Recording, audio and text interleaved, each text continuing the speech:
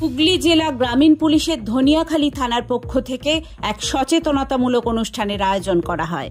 মঙ্গলবার ধনিয়াখালী শরৎ সেন্টেনারি কলেজে এই সচেতনতামূলক অনুষ্ঠানটি করা হয়।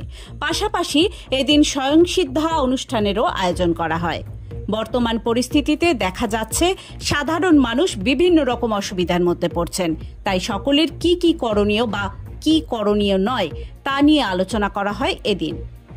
এছাড়াও সাইবার সচেতনতা, নারীর নিরাপত্তা, নারীদের ক্ষমতায়ন সহ সামাজিক মিডিয়া সম্পর্কিত বিভিন্ন বিষয়েও আলোচনা করা হয় বলে জানা যায়। আজকের এই কর্মসূচিতে কলেজের ছাত্রছাত্রীরা ছাড়াও আরও উপস্থিত ছিলেন কলেজের অধ্যাপক ও অধ্যাপিকারা। Bureau report, Hooghly times. মাঝে মাঝে অনেক জায়গায় শুনে থাকবে তোকে গাঁজার কাছে ফাঁসি দেবো, তোকে মানে হিরোইনের কাছে ফাঁসি দেবো। তো এটার মানে কি, এই ধরনের কেস যদি কখনো হয় তাহলে যার এগেন্সটে হবে সে কিন্তু 2-2.5 বছর কিন্তু জামিন পায় না। ঠিক আছে, সেটা কেস হলেই কিন্তু যার এগেন্সটে হবে।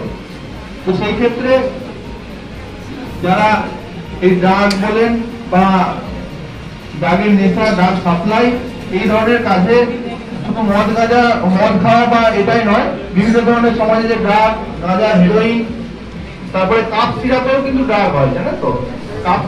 কাপ সিরাপ যেগুলো সর্দি কাশি আমরা ওষুধ খাই না, সেই ওষুধও কিন্তু আমাদের কাছে নির্দিষ্ট কোয়ান্টিটি বেশি রাখা যায় না। তার বেশি রাখলে কিন্তু ওই ড্রাগের কেসে কিন্তু সে মানে শাস্তি পেতে বাধ্য হয়। তো এই ব্যাপার বলেই আজকের বক্তব্যটা ছোট করেই শেষ করছি।